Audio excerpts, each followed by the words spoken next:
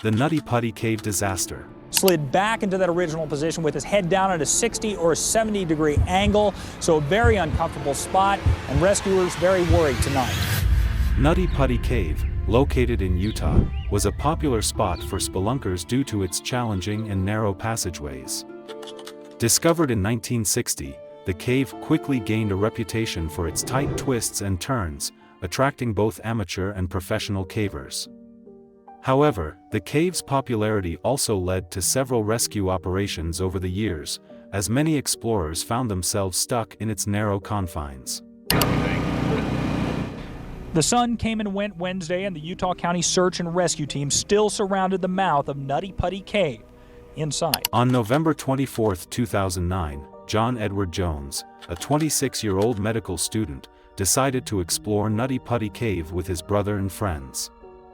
John had experience in caving from his childhood, but this was his first expedition in years. The group aimed to navigate through the cave's infamous birth canal, a tight and challenging passageway. John Edward Jones' tragic end. John, eager to take on the challenge, went ahead of the group. Unfortunately, he took a wrong turn and ended up in an unmapped and even narrower passage.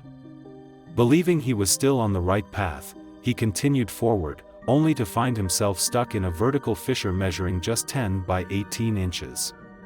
Trapped upside down and unable to move, John called out for help.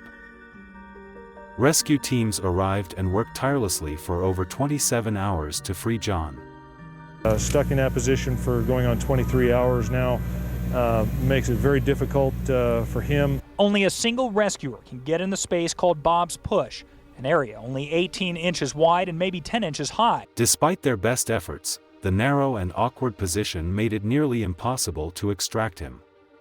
Tragically, John succumbed to cardiac arrest due to the prolonged pressure on his body and the inverted position. He worked himself face forward through a series of tight passes, and he'd gotten himself to a point where he couldn't back up. It's now been about 22 hours since John Jones became stuck in that hole inside the cave. Just recently, they've been trying to figure out a way to have him communicate with his family by radio. Want to have the family have a chance to talk to him, sort of boost his spirits a bit. Rescuers say Jones is exhausted. They were able to pull him to a more comfortable position for a short period of time and even provided him with food and water. But then equipment failed, and they were back to where they started. It's still far from being a recovery. It's a rescue. But the longer it goes, obviously, the more concern there is. The aftermath. John Edward Jones' death was a heartbreaking event that highlighted the dangers of caving. In response to this tragedy, Nutty Putty Cave was permanently closed to prevent further accidents. John's body was left in the cave, which now serves as a somber memorial to his memory and a reminder of the risks associated with cave exploration.